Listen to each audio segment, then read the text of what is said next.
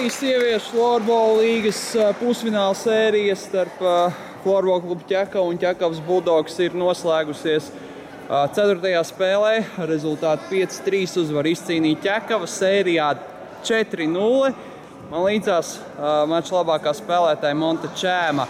Apsveicu ar uzvaru un iekļūšanu finālā, kā vērtē aizvadīto pusfināla sēriju un vai esi apmierināta ar rezultātu?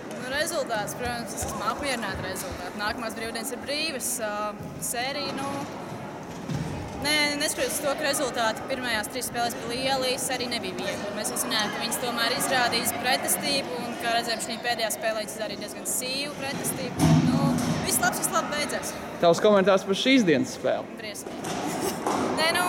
Viņām noteikti bija vieglāk, viņas gājas visu banku, mums bija grūtāk, mums bija ko zaudēt, bet mēs atradām spēkus kaut kur sevī, lai tomēr nocīnītos līdz galam un tiktu uz finālu.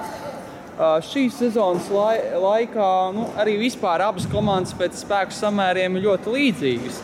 Un play-offos daudzi gaidīja un cerēja, ka pusfināla sērija izvērtīsies sīvāka, taču intriga izpalika. Vai neesi pārsteigta, kad jums izdevās 4 spēlēs ieveikt? Tāds bija mērķis, un mēs uz to gatavojāmies. Un arī sezonā es domāju, ka pārliecinošāk spēlējām mēs. Un tad es neesmu pārsteigta, ka mēs tik viegli tikām cauri. Fināls 11. aprīlī Zemgales Olimpiskajā centrā pretiniekos Rubene, kas arī uzvarēja 4 spēļu sērijā.